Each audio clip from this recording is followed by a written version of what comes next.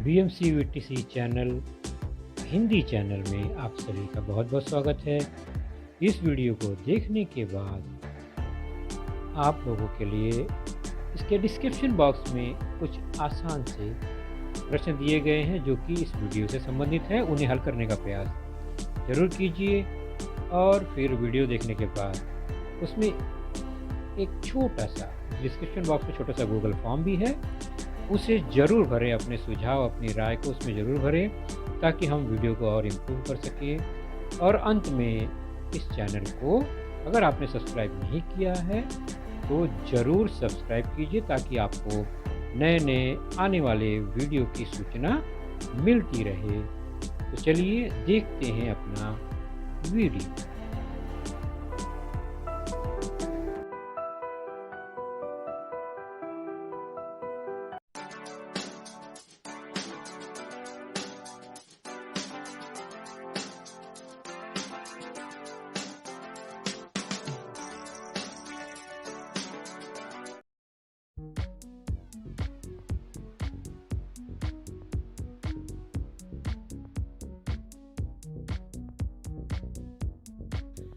कक्षा आठवीं कक्षा में हमारा विषय सामान्य विज्ञान।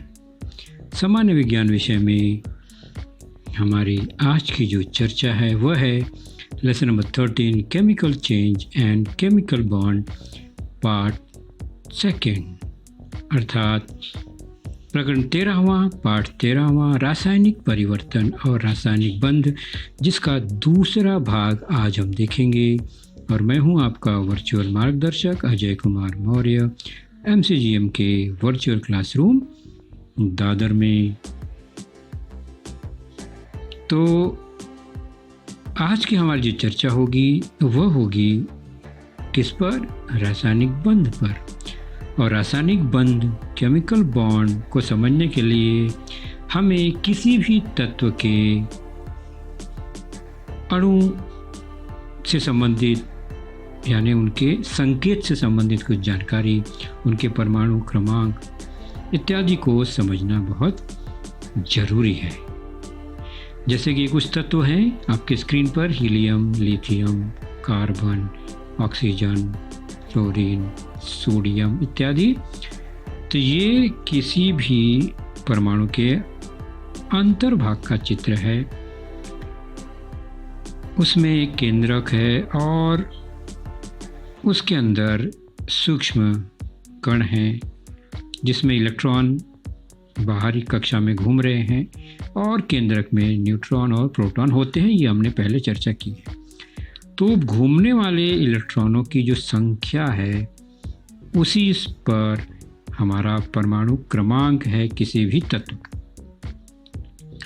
तो इसी को पहले समझेंगे, फिर बाहरी कक्षा में कितने इलेक्ट्रॉन हैं उसको देखेंगे, फिर उस पर बंध क्या होता है, रासायनिक बंध क्या होता है, हम उस पर चर्चा करेंगे। तो तत्वों का संकेत लेखन, इसी चर्चा को हम आगे बढ़ाएंगे।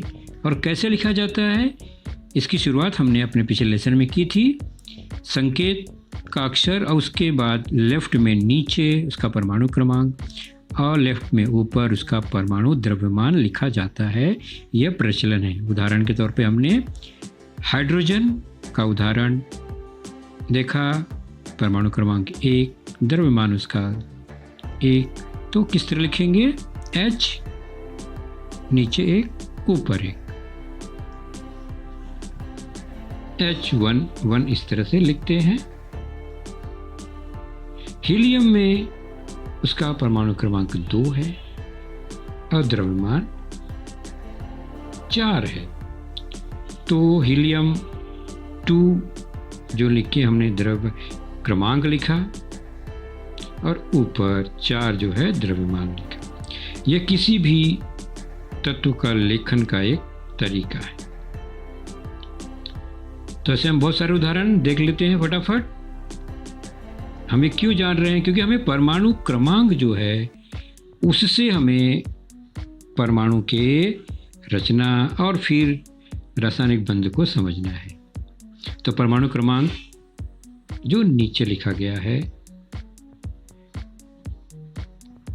ये हाइड्रोजन, हीलियम परमाणु क्रमांक 2 है, ऑक्सीजन का परमाणु क्रमांक 8, लिथियम का 3, सोडियम का 11,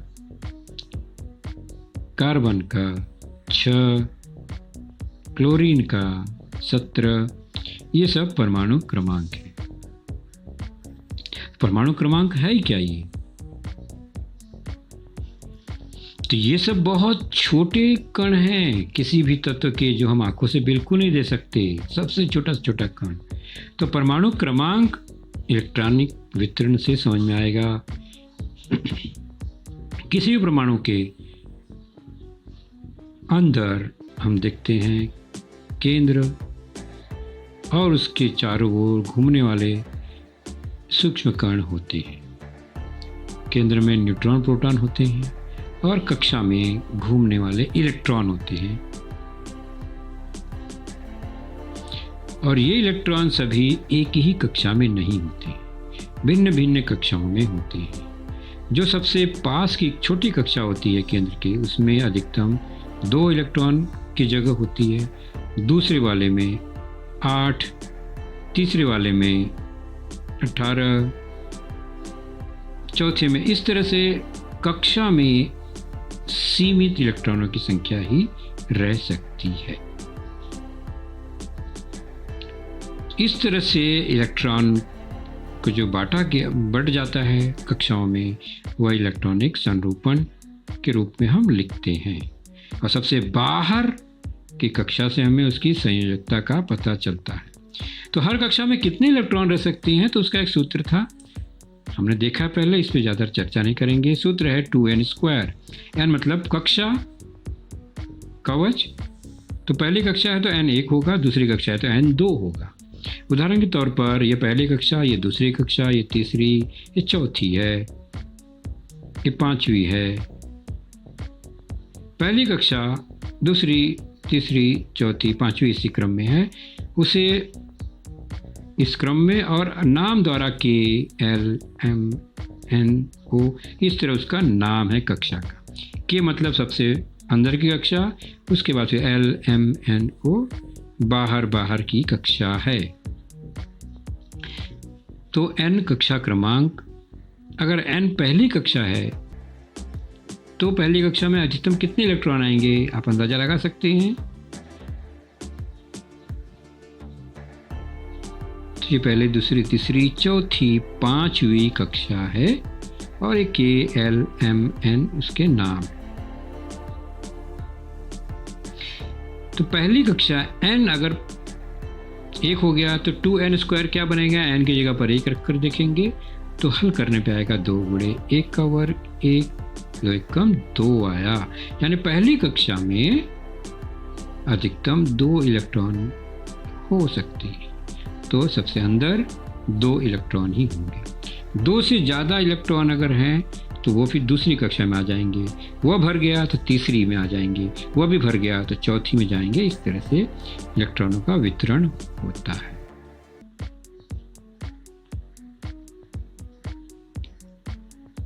तो इलेक्ट्रॉनों का वितरण बहुत इंपॉर्टेंट है।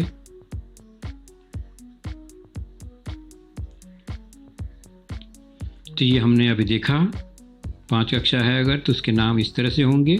अंदर की कक्षा से K, फिर L, M, N, O और पहली कक्षा में 2 इलेक्ट्रॉनों की जगह होती है। तीसरी कक्षा में कितनी हो सकती है, फिर अंदाज़ा लगाते हैं। तो n बराबर 3 रखेंगे और 2n² में इसको फॉर्मूला में रखेंगे।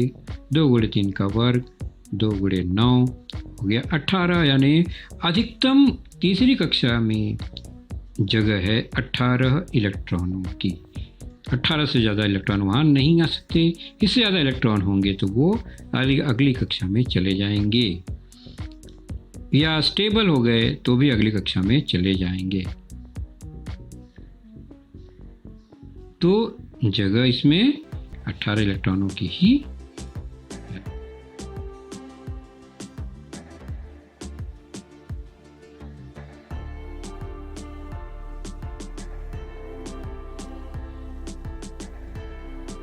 तो तत्वों के परमाणु में स्थित इलेक्ट्रॉनों का वितरण।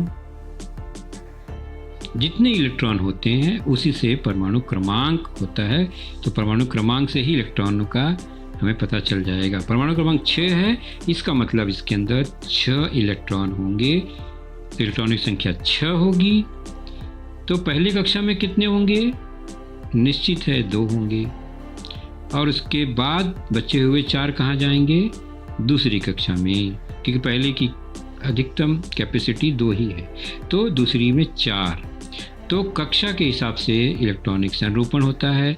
हमेशा पहली कक्षा को पहले लिखते हैं 2, फिर कॉमा लगाकर दूसरी कक्षा लिखते हैं 4, यानी 2 4, यानी 2 कक्षा है, पहली में 2, दूसरी में 4 इलेक्ट्रॉन होंगे कार्बन के परमाणु में।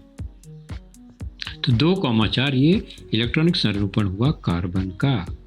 तो ये कार्बन पहली कक्षा, दूसरी कक्षा, पहली कक्षा में 2 और दूसरी में कितने होंगे? 4। तो 6 इलेक्ट्रॉनों का वितरण यहां पर हो गया।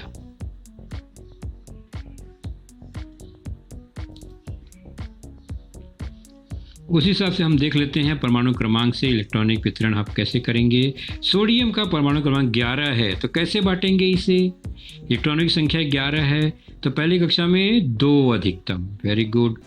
दूसरी में अधिकतम 8, तो हो गए 10, फिर भी 1 बच गया। तीसरी कक्षा में 1। तो इस तरह से संरूपण क्या होगा? पहली कक्षा में 2, दूसरी में 8 और तीसरी में बचा हुआ 1, 3 कक्षा इसमें है। ओके, तो इसका मतलब जब इसका संरूपण चित्र देखेंगे हम, तो केंद्र में न्यूट्रॉन, प्रोटॉन और इलेक्ट्रॉन पहली कक्षा में 2, दूसरी में 8 और तीसरी कक्षा में 1 इलेक्ट्रॉन घूमता हुआ आपको नजर आ रहा है। बाह्यतम कक्षा ध्यान रखेंगे, सोडियम में बाह्यतम कक्षा यानी बाहरी कक्षा में केवल 1 ही इलेक्ट्रॉन है।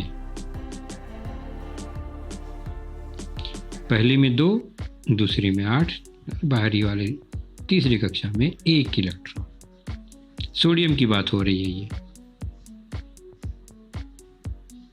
तो सोडियम के इलेक्ट्रॉन 11 और संख्या के रूप में इलेक्ट्रॉनिक संरूपण और कवच रेखा द्वारा संरूपण क्या है?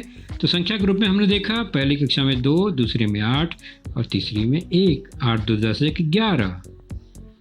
और रेखांकन द्वारा मतलब चित्र द्वारा बनाकर, तो पहली कक्षा में 2, दूसरी में 8, ये इलेक्ट्रॉन बन गए 8 और तीसरी में 1। इस तरह से ये कवच दिखाकर, कक्षा दिखाकर हमने इलेक्ट्रॉनिक संरूपण दिखाया, और पहले नंबर संख्या दिखाकर।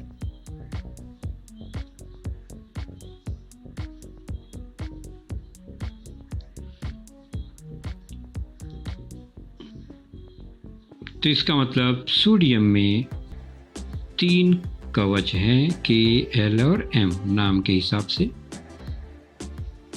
K में 2 इलेक्ट्रॉन, L में 8, M में 1। कुल कवच 3। बाहरी कवच का नाम M। सबसे बाहरी कवच में कितने इलेक्ट्रॉन? 1। तो बाह्यतम कवच संयोजकता कवच कहलाता है, जो सबसे बाहर का है।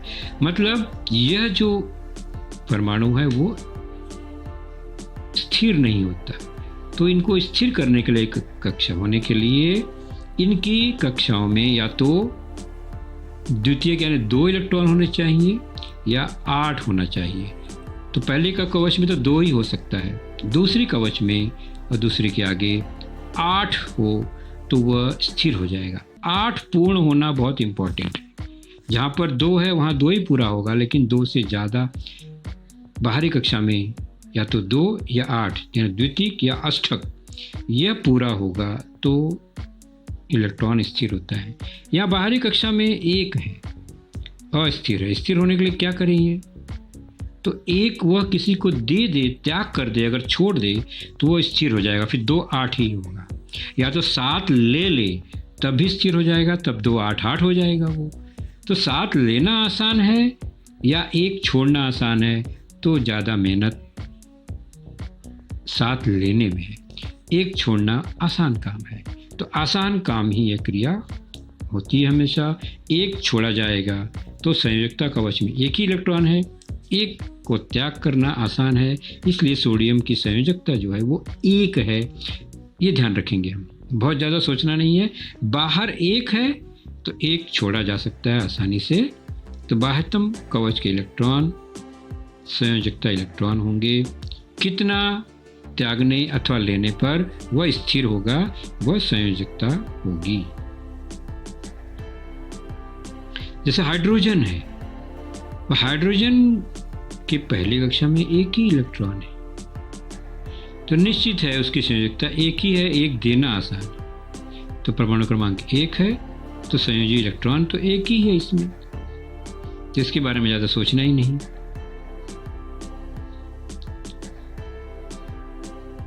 तो एक है। लिथियम में 3 है, तो पहली कक्षा में 2 हो जाएगा, दूसरी कक्षा में 1 बचा, तो दूसरी कक्षा में भी एक ही इलेक्ट्रॉन है तो वो एक त्याग कर सकता है, यानी इसकी भी संयोजकता एक ही होगी, एक त्याग करने की। हाइड्रोजन की भी एक संयोजकता है, लिथियम की भी संयोजकता एक ही है, भले क्रमांक परमाणु क्रमांक भिन्न भिन्न क्यों न हो। क्रमांक 3 है, द्रव्यमान 7 है। कार्बन के बारे में चर्चा करें एक बार फिर से। कार्बन का संकेत C है, परमाणु क्रमांक 6 है, तो द्रव्यमान उसका 12 है। पहली कक्षा में 2, दूसरी में 4, 2 4। अब इसका संयोजी कक्षा है बाहरी, उसमें 4 इलेक्ट्रॉन है, और 8 पूरा होने के लिए या तो 4 वो दे दे या तो 4 ले ले, तो इसके लिए संयोजकता 4 ही होगी। 4 देने पर भी 4, 4 लेने पर भी 4 ही होगी, तो संयोजकता 4। ऑक्सीजन के बारे में देखते हैं। ऑक्सीजन में परमाणु क्रमांक 8 है, 8 इलेक्ट्रॉन है, तो बाह्यतम कक्षा में कितने हैं? 6, अंदर 2 बाहर 6। 6 को 8 बनाने के लिए, अष्टक पूरा करने के लिए 2 इलेक्ट्रॉन की जरूरत है, यानी वो 2 लेगा तो स्थिर हो जाएगा उसकी कक्षा। तो स्थिर होने के लिए 2 चाहिए, इसलिए इसकी संयोजकता 2 होगी। और फ्लोरीन की बात करें, परमाणु क्रमांक 9 है, तो 2 और 7, अंदर 2 बाहर 7, तो बाहर का 7 है, अष्टक पूरा होने के लिए 1 की जरूरत है, तो फ्लोरीन की संयोजकता 1 ही है, जबकि ऑक्सीजन की 2। तो संयोजकता कैसे पता चल रही है? बाहरी कक्षा को स्थिर होने के लिए कितना इलेक्ट्रॉन देना अथवा लेना पड़ेगा, वही उसकी संयोजकता होगी। सोडियम के लिए हमने देखा क्रमांक 11, तो अंदर में 2, उसके बाहर 8 10 और एकदम बाहर 1 त्याग कर सकता है, इसलिए सोडियम की संयोजकता 1 है। आर्सेनिक की बात करें तो 33 क्रमांक है इसका, 33। ये कैसे बटा हुआ है? तो अंदर 2, उसके बाहर 8, तीसरे में 18 और सबसे बाहर चौथी कक्षा में बचे हुए 5।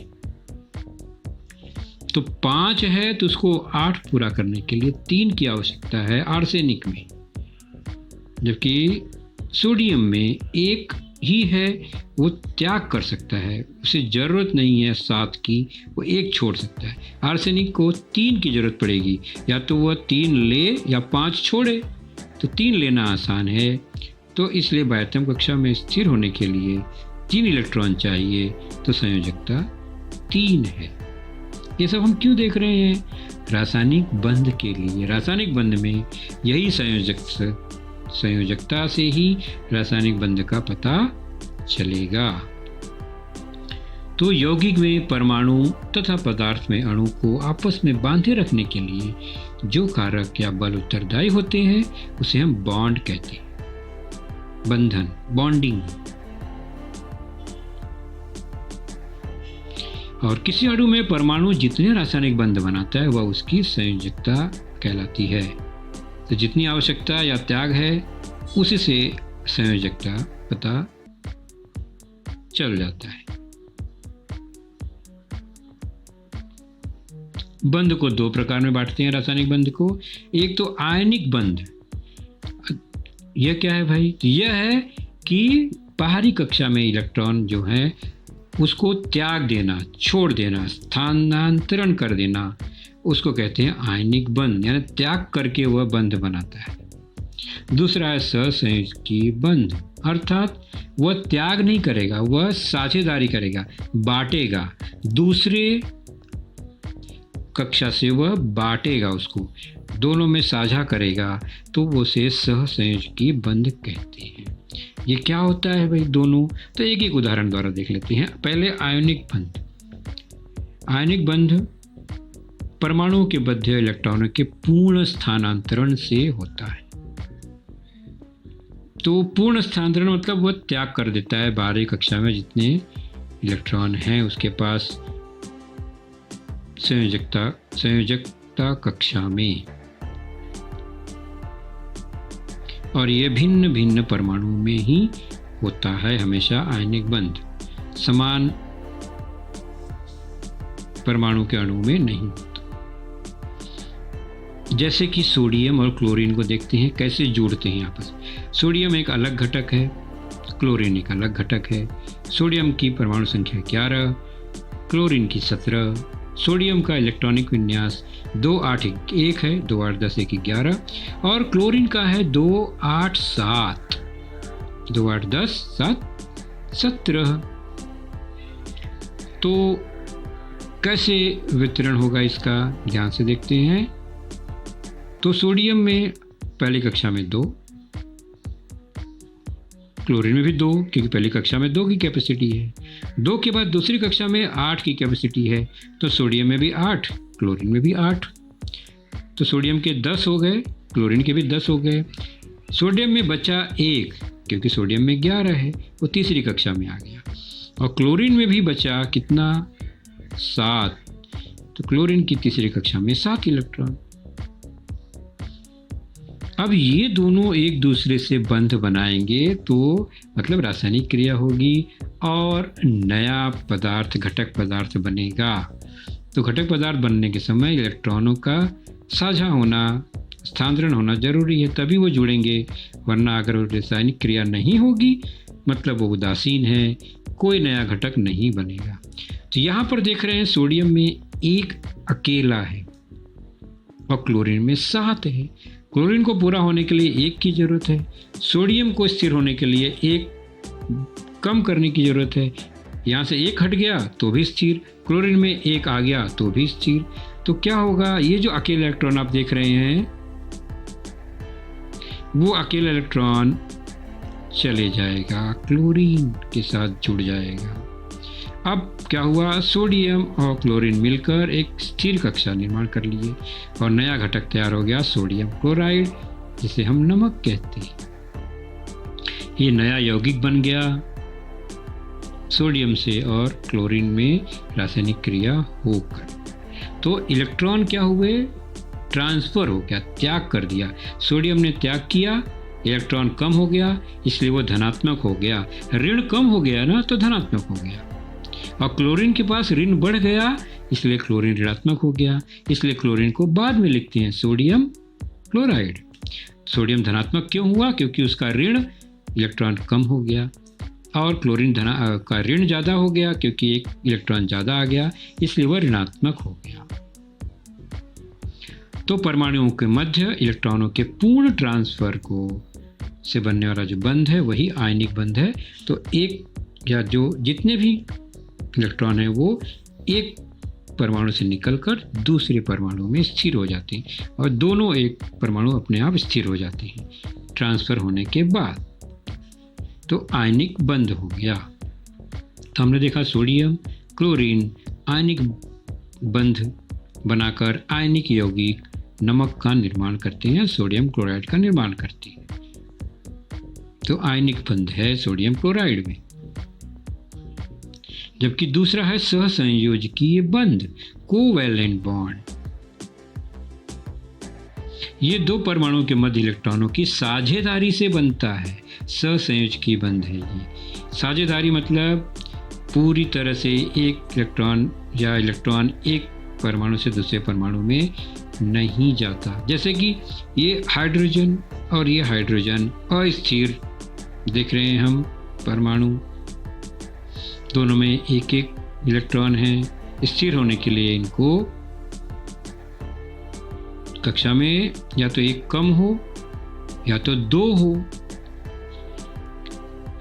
तो एक ही है तो त्याग नहीं सकते, इसलिए दो होने के लिए क्या करेंगे, ये एक दूसरे से इस तरह साझा करेंगे कि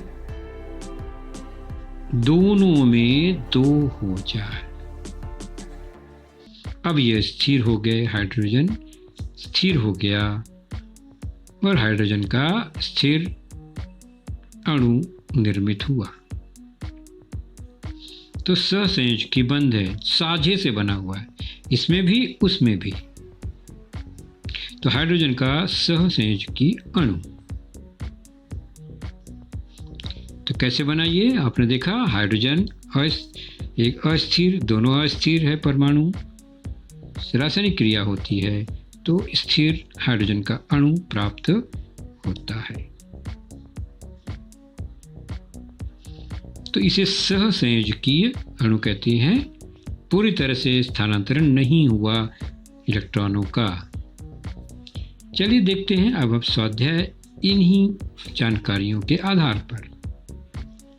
पहला, रासायनिक अभिक्रिया का समीकरण लिखते समय अभिकारक और उत्पाद के बीच क्या लगाते हैं बताइए, तीर बनाते हैं। याद आया ना, तीर का निशान। लोहे में जंग लगना कौन सी परिवर्तन है, निश्चित ही वो रासायनिक परिवर्तन है। तो पहले में तीर, दूसरे में रासायनिक।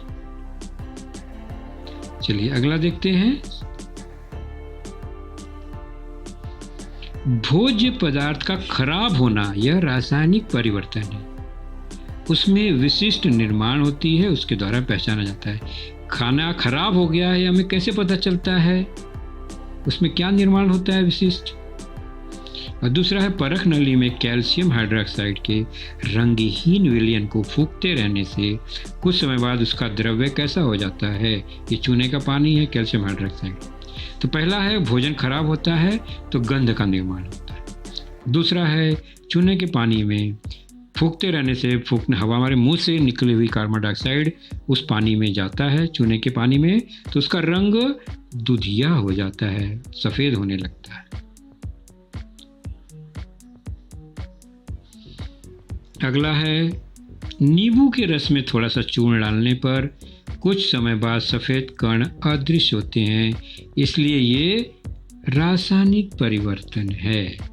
खाने का सोडा नींबू के पानी रस में डालेंगे तो सफ़ेद कण अदृश्य हो जाता है, मतलब वह गैस बन जाता है, कार्बन डाइऑक्साइड बन जाता है, तो रासायनिक परिवर्तन है। श्वसन क्रिया में ऑक्सीजन क्या है, श्वसन क्रिया में ऑक्सीजन अभिकारक है, ऑक्सीजन एक अभिकारक है। ग्लूकोज हमारे शरीर में पाचन क्रिया द्वारा और ऑक्सीजन श्वसन क्रिया द्वारा अभिकारक है।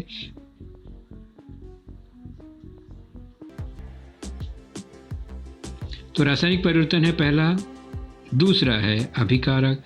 सोडियम क्लोराइड नमक कैसा यौगिक है, हमने अभी देखा, साझेदारी से बनता है या त्याग से बनता है, त्याग से बनता है, यानी आयनिक यौगिक है।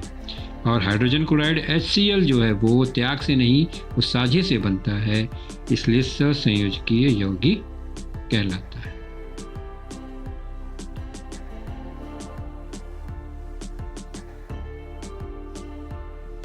अगला है हाइड्रोजन के अणु में प्रत्येक हाइड्रोजन के इलेक्ट्रॉन क्या पूर्ण करते हैं भाई, हाइड्रोजन में दो द्वितीयक पूर्ण करते हैं, दो होकर स्थिर हो जाते हैं।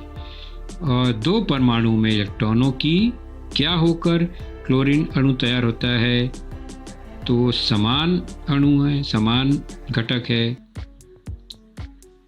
तो साझेदारी होकर अणु तैयार होता है।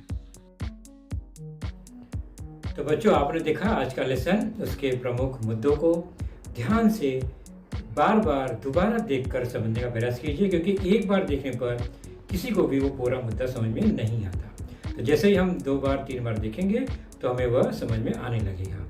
और इसके आगे की जानकारी जो होगी बच्चों, वह निश्चित ही हमारे अगले वीडियो में होगी। तो उस वीडियो को देखने के लिए, उसकी सूचना प्राप्त करने के लिए जो नीचे सब्सक्राइब का बटन होता है उसे ज़रूर प्रेस कीजिए और नोटिफिकेशन ऑन रखिए, ताकि जैसे ही हमारा लेसन चैनल पर डाला जाएगा आपको वह तुरंत प्राप्त होगा। तो अपना ख्याल रखिए, सुरक्षित रहिए। Thank you.